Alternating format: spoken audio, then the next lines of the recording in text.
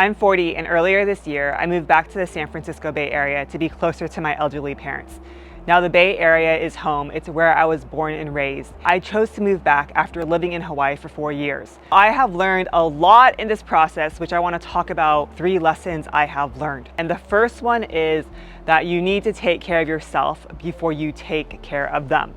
You can't pour from an empty cup. As a Chinese American, I would say that in our culture, we do take care of our elders and we're there for them. And I think it's a beautiful thing. I saw my parents take care of their parents, and I believe there's a lot of honor and respect when you do that. And sometimes I also think in Chinese or Asian culture, you can do things just to please the older generation. You're like, okay, I gotta follow this career. I gotta do this. My parents want me to, and I don't want them to be ashamed of me. And you know, we really carry the voices of our ancestors in our head. We also carry the same genetics, which I'm very thankful for. Shout out to my ancestors. I still look good at 40.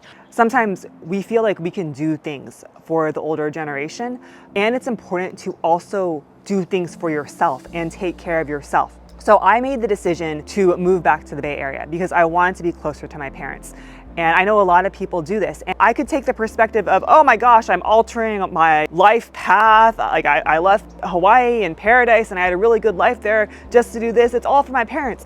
I could take that perspective, but I really don't, because I realize that's a decision that I made, and I'm thankful for it. I'm thankful I get to spend time, the quality time with my parents when they're still able. You can still have conversations. It's really how you frame things. And, you know, coming back home, I can say, oh, I'm taking care of them, but also, you know, we take care of each other. My family, I'm the youngest of 4, we do take care of each other. And my parents have helped me a lot in my life. So I'm thankful for that. And I'm thankful to come back and spend quality time with them while they're still here on earth.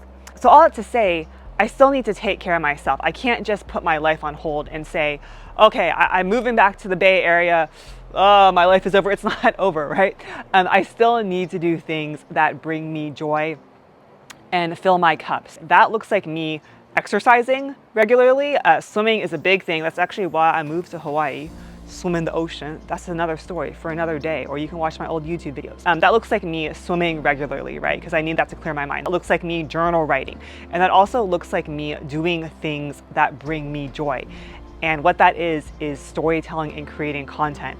If you've been here on the journey, you know that about me. You know that I love creating videos and storytelling and sharing these experiences with you so other people can learn and other people can gain insight and be inspired. I knew when I came back to the Bay Area, and even as an entrepreneur, I knew I was going to pivot my business and everything. I thought, okay, Joanna, you have to keep creating videos. You have to keep storytelling and sharing your life, because that's what feeds your soul. And as you've built this community, that's what will keep you going. Just because I moved back, like my life isn't on hold. I still need to do those things that are good for me, that I can take care of myself. And part of taking care of yourself is also doing the thing that brings you joy. So I'm a huge advocate for that, no matter what season you are in. And also, when you take care of yourself, you show up better for other people. So when I swim and journal write and storytell, I show up better as a daughter. I show up better as a friend. Always feed yourself first. It's like the airplane analogy. Put the mask on yourself before you put the mask on someone else. Moving on to lesson number 2,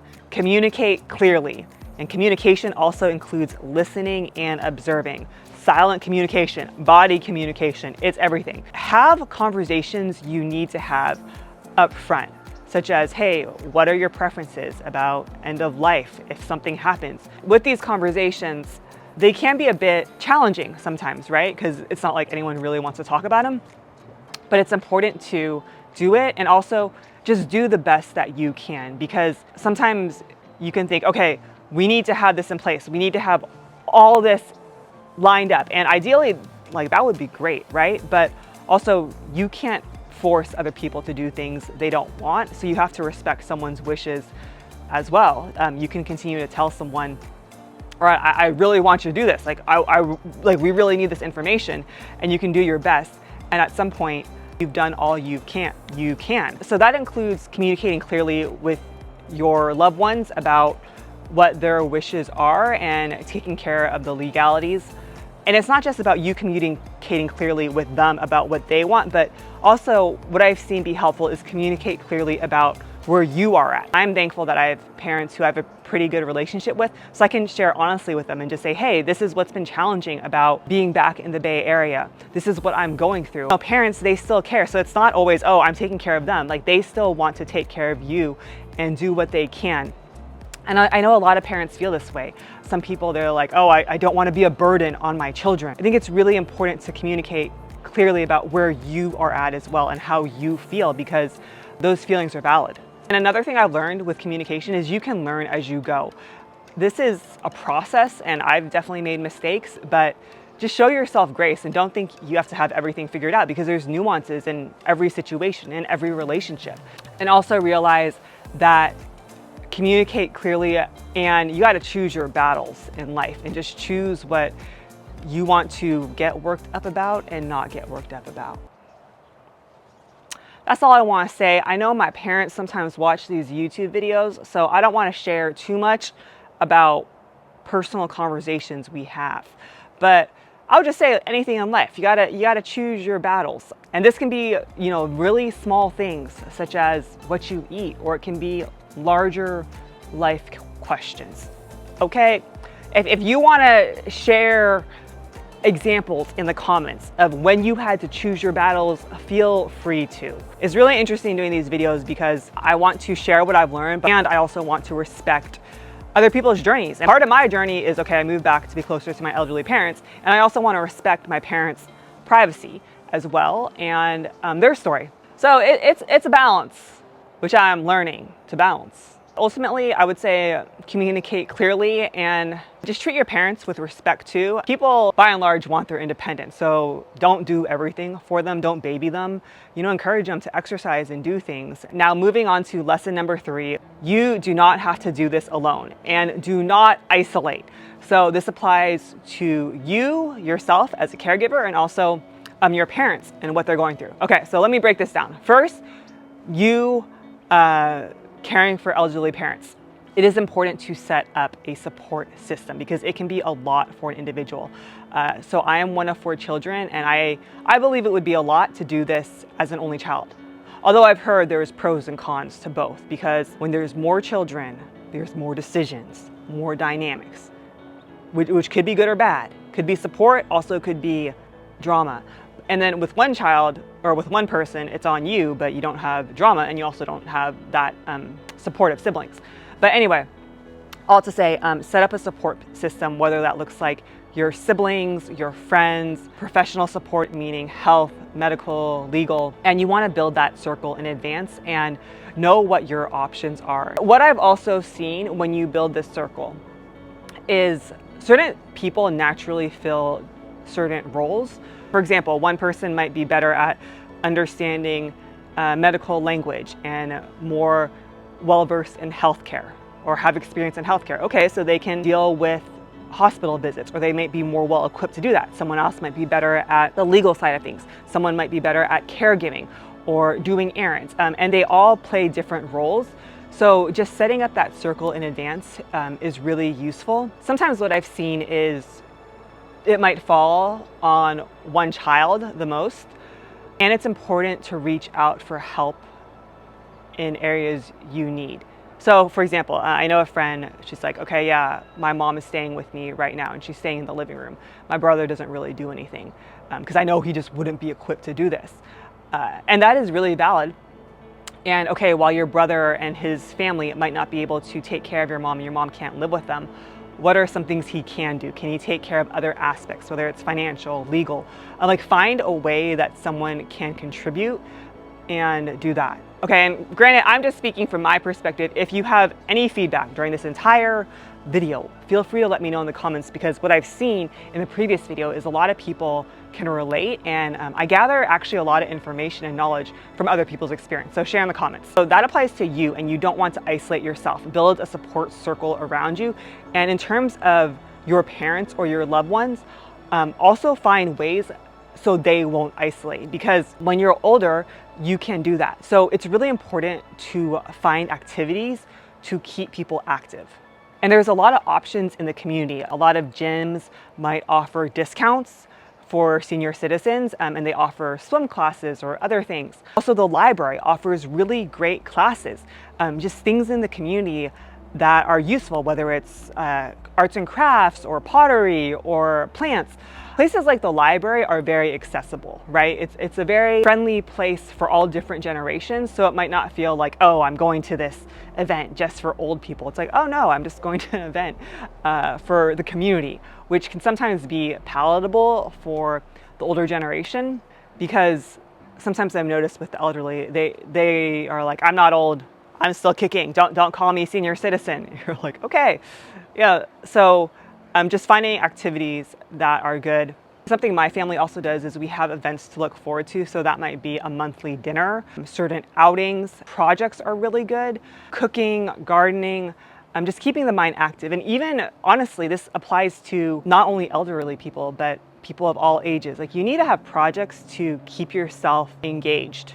You just don't want to be on your phone or television all day. That's not an ideal situation. I've talked to many people in retirement actually, and they're like, you gotta have projects. Like, you just can't waste your life away. You have to wake up with a sense of purpose, and projects give you that. Whether it's, okay, I'm gonna cook a meal for Thanksgiving, or, oh, I wanna set up this in my garden, or I wanna build a birdhouse. Like, hey, cool.